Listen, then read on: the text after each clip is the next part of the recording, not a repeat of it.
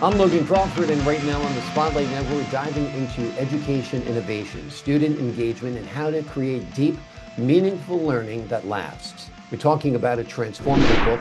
It is called Rigor by Design, Not Chance. Deeper thinking through actionable instruction and assessment.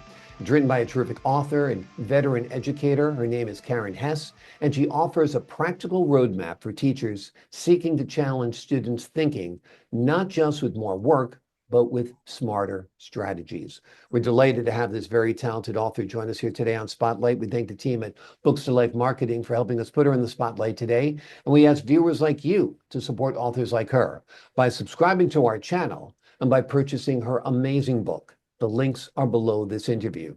And be sure to download the Spotlight Network TV app streaming on Roku, Apple TV, and Amazon Fire TV. Karin, thank you so much for joining us here today on Spotlight. Thank you, Logan. It's great to be here. It's great to have you.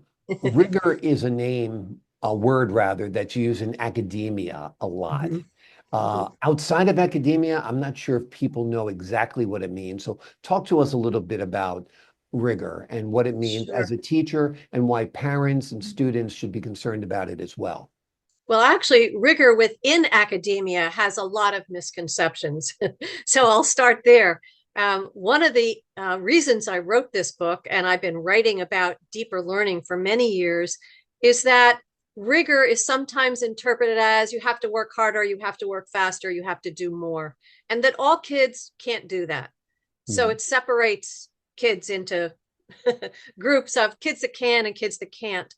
Rigor is actually, I often say cognitive rigor is flexible thinking. It's being able to see things from multiple perspectives. It's being able to take what you know and apply it in a new way. And that doesn't get done in most classrooms these days. We set a goal, kids meet the goal, and we go on to something new rather than saying, now that you've learned how to write, let's see how many different ways you can use those skills. So rigor is getting all kids to think at deeper levels and own the learning. Yeah, very, very important. Times have changed. Education has changed. I Mhm. remember when I was growing up, you could not use a calculator in school. Now it's Right. part and parcel. And you have word processors. And now you have the advent of AI, Mhm. where even writing an email, would you like me to improve upon this for Right. you? You know, so we're living in an age where we can be very lazy when it comes to Yeah. rigor in education. So what's the job of the teacher today? Is it just to teach people how to access the information? Are they supposed to store the information? Are they supposed to learn how to use the information? Talk to us a little bit about the task of a teacher and the learning model today. Yeah.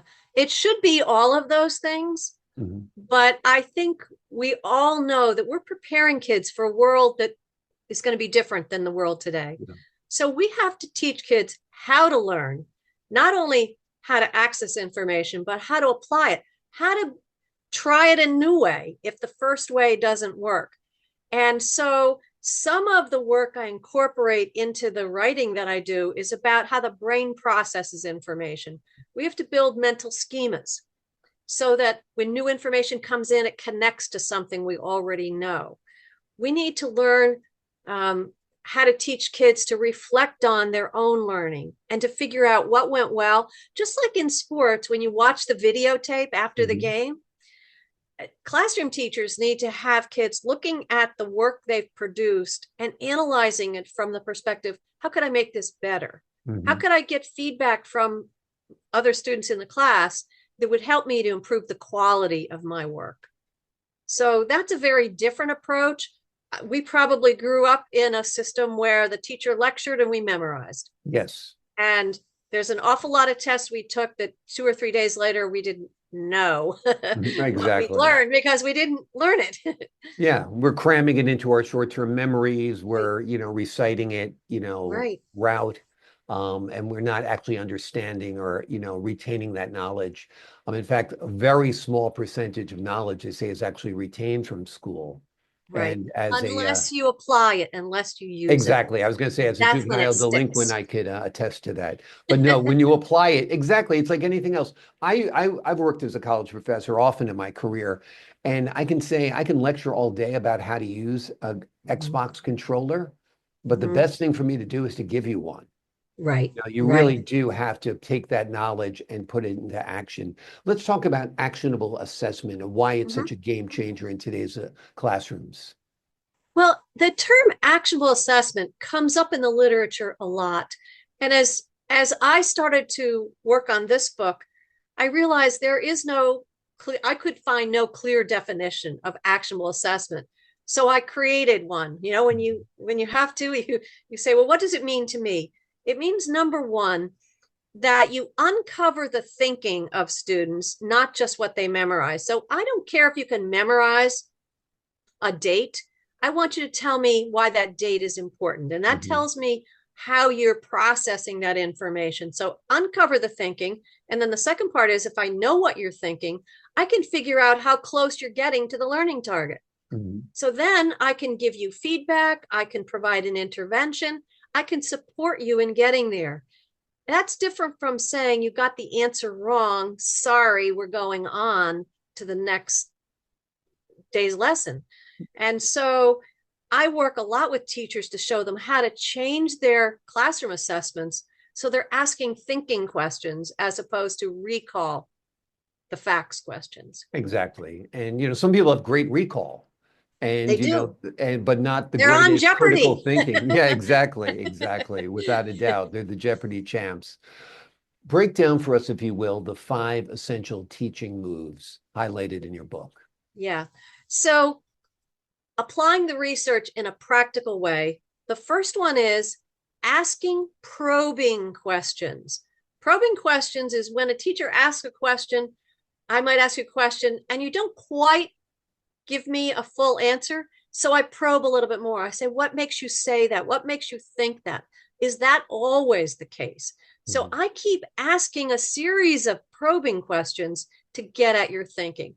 That's the A in the A, B, C, D, E. B is build schema. Help kids to build a mental schema so they connect ideas because connecting ideas is the first step towards long term memory. Mhm. C is consider how to scaffold the learning. So this is where I hear all the time from teachers, well, can all kids do this? Can young students do this? But if you consider ways to scaffold the learning and make it accessible, they all can learn. Mhm.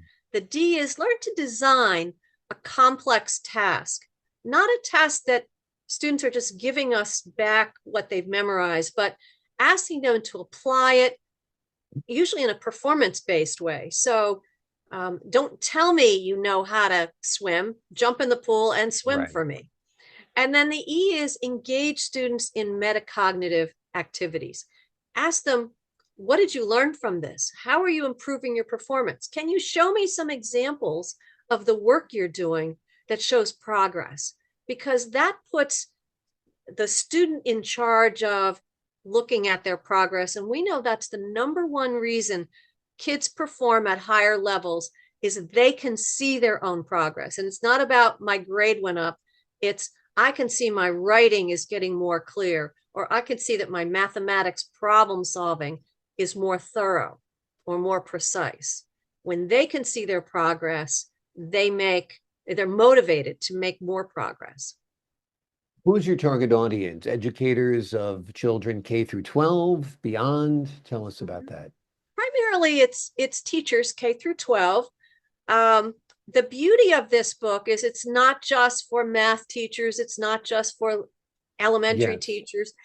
Any teacher can pick up this book and find appropriate strategies at their grade level, at the students' ability levels. It's also for graduate courses where teachers are, or pre-service teachers are learning how to teach.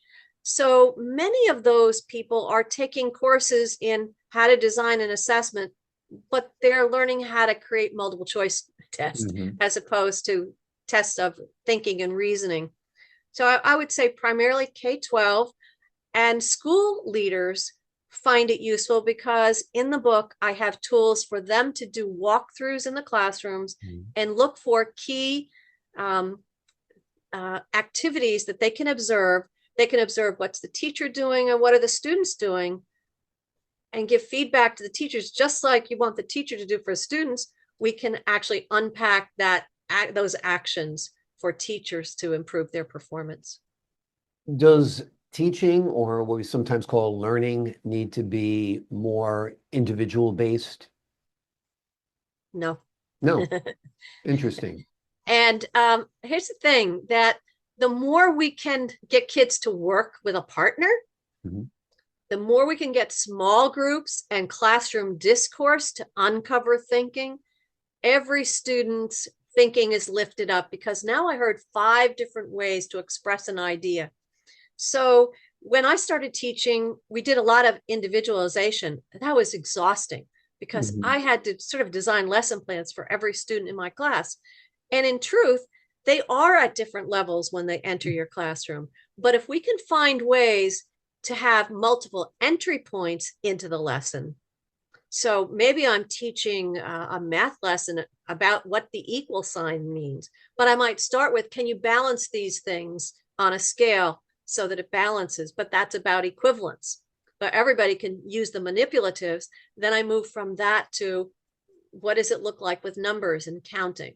So we just need to find ways to provide entry points and access for all students. Interesting.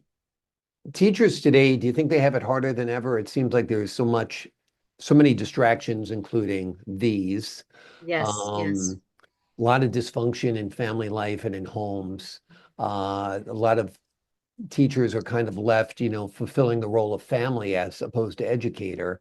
How do you balance all those roles that a teacher is forced to take on nowadays, from being a social worker one moment to being a teacher the next? A lot of those issues existed in the 15 years that I taught and in the years that I was a building principal. But I think what's changed is a lot about the social pressures on not only students, but on their parents, on the teachers, on the school board. There's a lot of outside pressures that I can't remember having to worry about. So I think when teachers have confidence in the things that they're doing in a classroom, there's evidence of learning. And that's what it comes down to. I used to say to my teachers when I was a principal, I'm only going to support the best strategies that we can come up with. Because if we do that, every child will learn. And every child in our schools was learning. And that's what the parents want. They want the kids to be learning.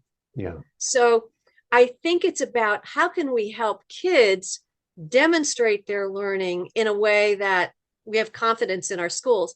There's an interesting fact that most people will say they trust their local school, but they don't trust education in general. And I think it's because when they actually see the results of what comes out of their public schools or even their private schools in their communities, they can see that their children are learning or getting support. And so I think on a national level, there's a lot of negativity about education. And I think that's a shame, because I think teachers work very hard and they care about your kids and my kids. Right. No, I agree. I think teachers work very hard. And I do think kids today are just as smart, if not smarter, than the kids who graduated when you and I graduated.